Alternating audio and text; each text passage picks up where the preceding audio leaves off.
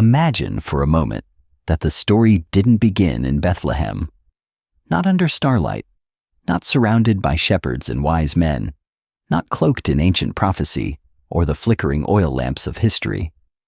Imagine it began right here, in the age of headlines and hashtags, fractured nations and glowing screens. In a time where truth is constantly argued, commodified, buried beneath comment threads, and bent into whatever shape suits us best. If Jesus arrived today, not as an icon, not as a relic, not as a doctrine, but as a living, breathing human being in the middle of our chaos, would we recognize him? Or would he be just another voice drowned in the noise, dismissed as a lunatic, a radical, or, worse, irrelevant? It's uncomfortable to think about, because we like our Jesus packaged safely in stained glass and children's stories, nestled between sermons and soft songs. We prefer him manageable, predictable, a figure of comfort rather than confrontation. But if the incarnation happened now, would he come to a cathedral or a detention center? Would he preach from a pulpit or whisper in the slums, on the subway, in the smoke of protests and the loneliness of hospital beds? Would he be wearing robes or jeans and worn-out sneakers with tired eyes that have seen far too much? Would he speak in parables? Or would his message be a kind of fierce silence that convicts without saying a word? He wouldn't arrive to applause. He would show up quietly, unnoticed, not with power but with presence. Perhaps he'd be the exhausted social worker, holding the hand of a dying stranger, the volunteer cleaning blood from a sidewalk after another senseless shooting, the man crying in his car because the weight of life has crushed every illusion of strength. He wouldn't come as a politician or celebrity, or even an influencer.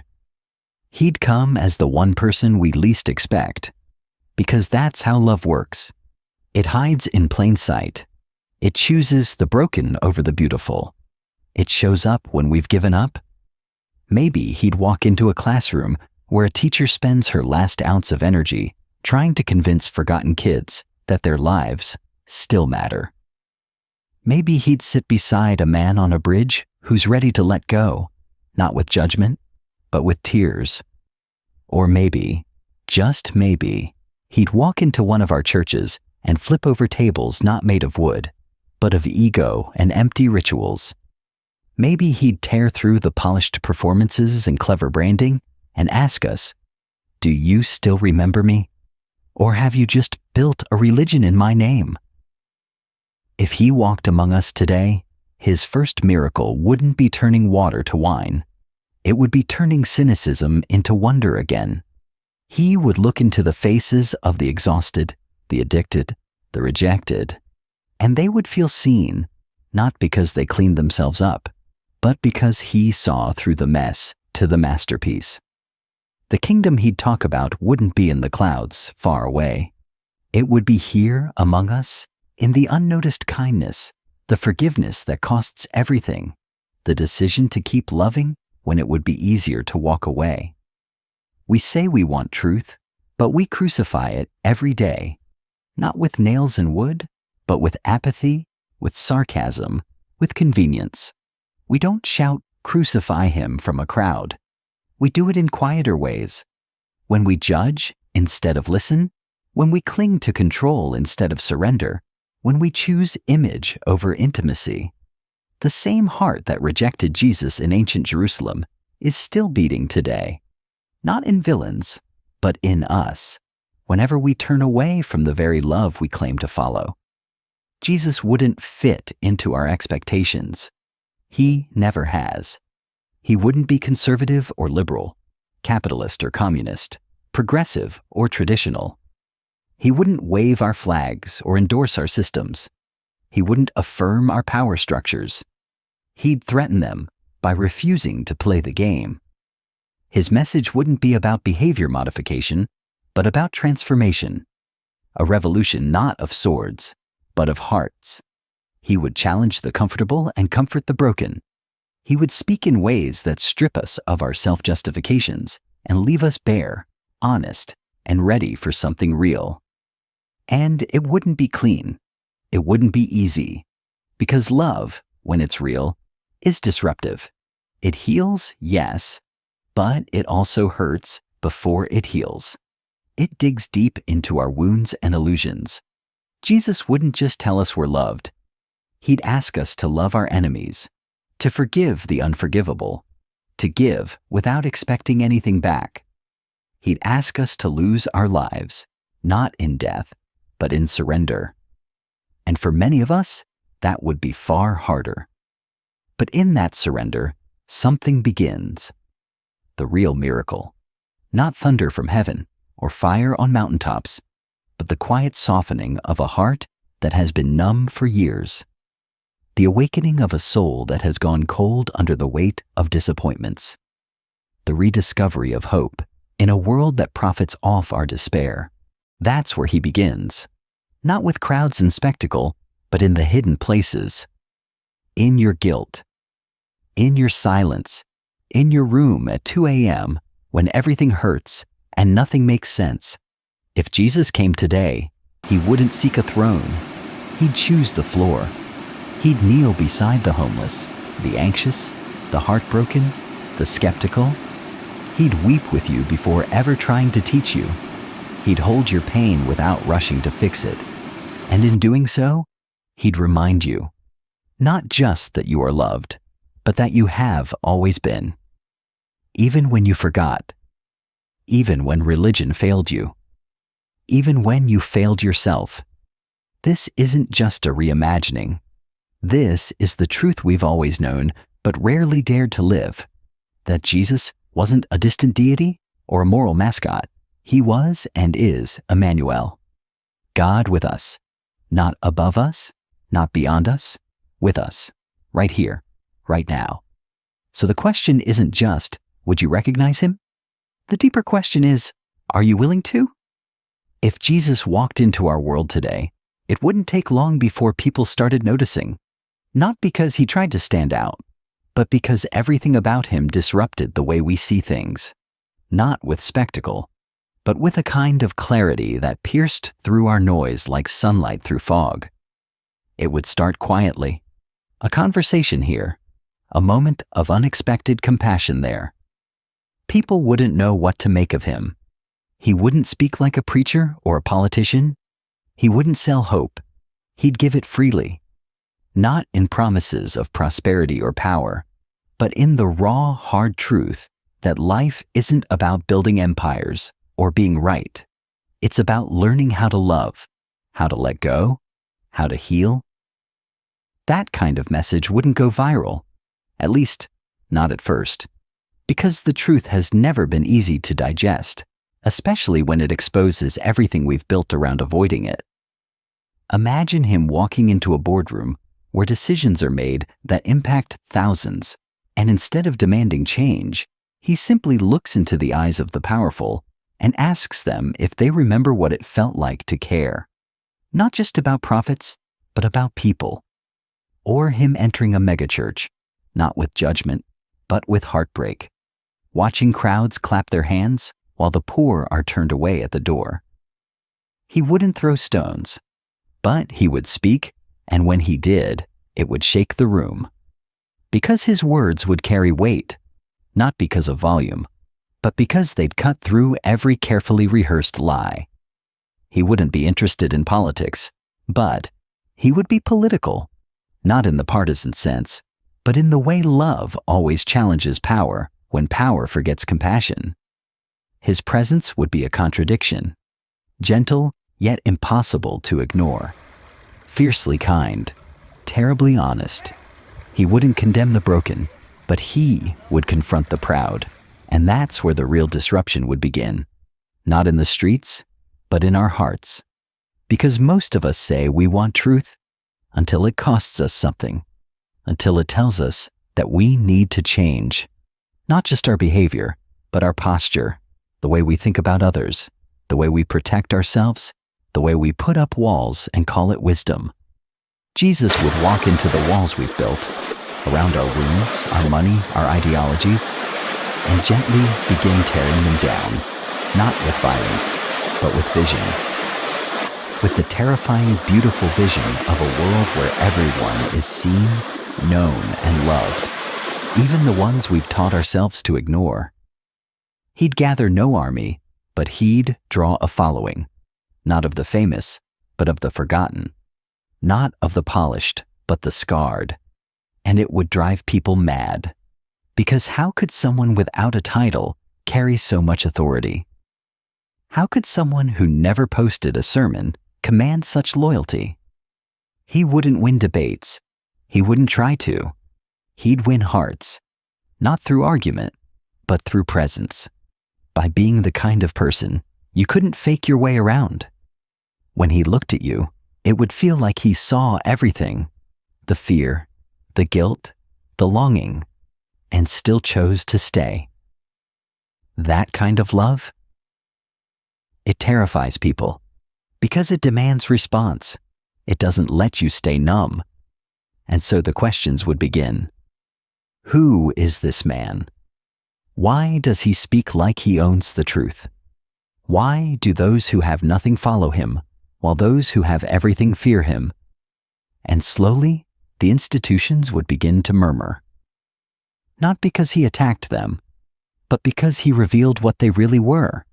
He wouldn't need to expose corruption with documents or microphones. His very presence would do that. It would make the fake things crumble just by standing beside them. He wouldn't need to call out names. The truth would do it for him, like fire revealing the gold from the ash. He would be loved, but he would also be hated, because real light exposes shadows. And there are some who would rather live in the dark than face what they've become. Those in power, religious, political, cultural, would feel it first.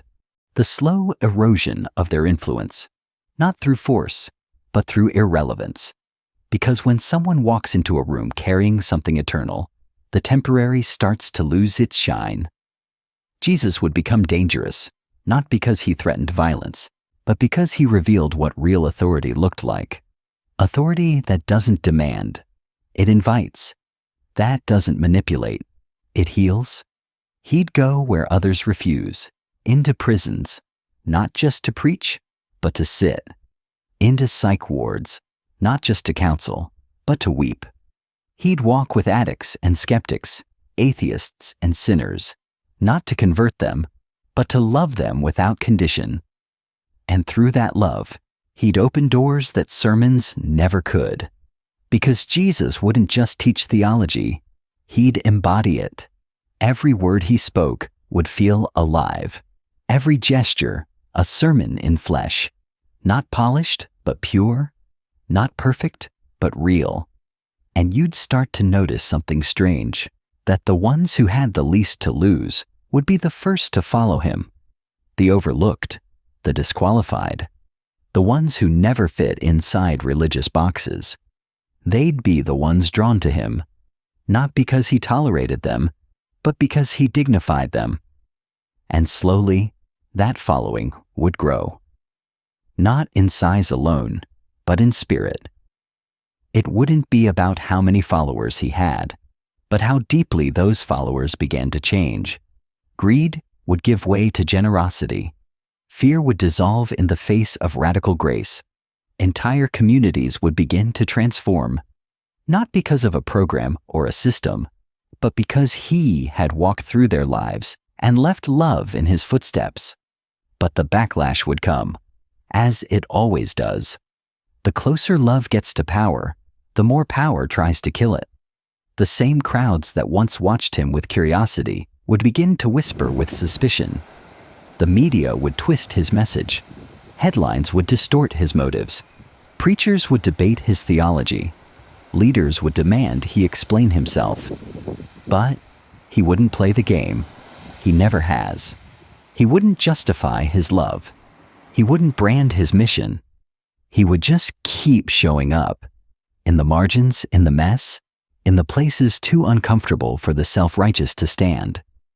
Eventually, someone would say, he's gone too far, that his grace is too reckless, that his inclusion is too threatening, and someone else would agree, and then another. And soon, the world that once watched in awe would begin to turn, not all at once, but slowly, subtly, like a tide pulling away from the shore, until once again we find ourselves at the same place we've always been, staring love in the face and asking it to leave because it asks too much of us. Because love that costs nothing is easy to celebrate, but love that costs everything, that asks us to lay down our weapons, our pride, our certainty. That kind of love becomes unbearable to those who would rather be safe than saved. And yet, he would keep going, not to prove a point, but because he never came to win, he came to love, even if that love led him to rejection, even if that love meant being misunderstood, misquoted, betrayed. He would keep walking, one step closer to the inevitable, not because he didn't know how it would end, but because he knew we couldn't truly begin until he did. That's the great disruption. Not the miracles, not the messages, but the love that kept going, even when no one followed. The love that still speaks, even when no one listens. The love that breaks us open, not to hurt us, but to free us. And maybe that's where you find yourself now, caught in that disruption. Not because you're bad, but because your soul knows there's more. Because something inside you is beginning to wake up, to remember what it means to be seen, known, loved. Don't run from it. Let it burn. Let it strip away the lies you've wrapped around your heart. Let it disrupt your fear, your shame, your control.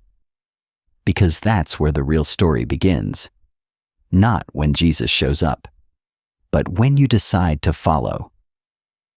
There comes a point in every story, in every revolution, in every movement of love, when the world demands a choice. Not a choice of belief, but a choice of allegiance. And in this modern retelling of the oldest truth, Jesus, the one who healed without a headline, who loved without agenda, who carried peace like a pulse, becomes a threat. Not because of violence, but because he reveals just how deeply we've learned to live without love. The crowds that once followed begin to shrink. The ones who praised now question. The miracle has lost its shine. His refusal to play by the rules, to pick a side, to seek status, makes him dangerous in the eyes of a world built on division and control. We say we love the truth, but we prefer comfort. And when truth arrives in the form of a man who refuses to fight hate with hate, we don't know what to do with him. So, we silence him. He doesn't fight back. He never does. Not because he's weak, but because his strength is deeper than fists and louder than rage. Jesus carries a different kind of power, one that doesn't need to crush to conquer. And so, in the face of betrayal, from friends who once called him brother, from systems that once called him harmless, he remains fully present, fully surrendered, fully alive. He doesn't run from the accusations. He absorbs them. He doesn't escape the injustice. He walks straight into it. Because real love doesn't quit when it gets hard. It digs in when it hurts. It stays when there's nothing left to gain. And that's when the world does what the world always does to prophets, to truth-tellers, to inconvenient love. It turns him into a problem to be solved, not because he's wrong, but because he's right in a way that threatens every false peace we've made. And so, in boardrooms and courtrooms, in sermons and speeches, the narrative shifts. He's too much. He's too forgiving. He's not one of us. He's out of line. They call him disruptive, blasphemous, disloyal. They label his compassion weakness. They call his mercy dangerous. And then they do what people always do when they cannot control love. They crucify it. But here's the part no one expected. The part that changed history. The part that still echoes every time a heart breaks open to grace. He let them. He didn't call down angels. He didn't curse his killers. He didn't strike back. He carried his cross, not just the wood, but the weight of it all. The weight of betrayal, of shame, of every dark corner we pretend doesn't exist. And as he walked through the crowd, bloody, bruised, beaten, he didn't just walk toward death. He walked into the center of human suffering, into every moment you thought God abandoned you, into every night you wept alone, into every memory that still haunts your quietest hours. He carried it all, willingly, because that's what love does. It takes the worst and says, I still choose you. And there, on a hill not far from our own modern tragedies, surrounded not by Roman soldiers, but by our apathy, our distractions, our justifications, Jesus dies. Not as a martyr, but as a mirror, reflecting back the truth we run from, that we kill what we fear, and we fear what we can't control. But his death is not the end. It's the unveiling, the great reversal, because in that final breath, something breaks, not just in the sky, but in us. The curtain we've built between ourselves and God, between ourselves and each other, is torn. The lie of separation collapses, and for the first time we realize he was never trying to fix us. He was trying to free us. This is not just the story of a man nailed to wood. It's the story of a God who refused to love us from a distance. It's the story of a king who wore a crown of thorns instead of gold, because real royalty bleeds for its people. It's the story of a Messiah who chose not domination, but surrender, because real power lays itself down. And 3 days later, when every voice had gone quiet, when grief had settled into the bones of his followers like cold rain, something happened, something impossible, something holy. He rose, not as a ghost, not as a metaphor, but as the living, breathing defiance of death itself. He rose with scars, because healing doesn't mean erasure, it means resurrection. He rose not to say, I told you so, but to whisper, I'm not finished. And he's still not. Because if Jesus walked among us today, the crucifixion wouldn't be the end of his story. It would be the beginning of ours. His resurrection wouldn't just be an event. It would be an invitation to live differently, to love dangerously, to forgive radically, to carry our own crosses, not out of guilt, but out of grace, because he didn't just rise to prove he was God. He rose to prove that we were never alone, that the worst thing we've done, the deepest wound we carry, the silence we thought would last forever, none of it gets the final word. He rose so we could too. But here's the part that matters most now, the part that makes this more than a story, more than a film, more than another piece of inspirational content to scroll past. He's still here, maybe not in a body you can touch, but in every act of undeserved kindness. In every moment, someone chooses peace over vengeance. In every quiet decision to stay, to serve, to believe when it makes no sense. He lives in every whisper of hope, every heartbeat of courage, every tear shed for someone else's pain. He walks into prison cells and hospital rooms. He kneels beside the addict. He listens to the doubter. He holds the hand of the dying. He breaks bread with the forgotten. And he knocks, still, on the door of your heart. Not to control you, not to shame you, but to remind you of something you've always known, but maybe forgot along the way. That you were made for more, that there's a kingdom within you, waiting to be awakened. That love, real, raw, messy love, is worth everything. That this life, for all its pain and chaos and mystery, is not the end of the story. So, what now? What happens after the cross and the crown? You do. You become the continuation, the living proof, the miracle. Every time you choose grace over gossip, every time you walk toward the hard conversation instead of away, Every time you hold your ground in truth, even when it costs you. Every time you look into the eyes of someone the world has given up on and say, "You still matter." That's resurrection. That's the kingdom. That's Him through you.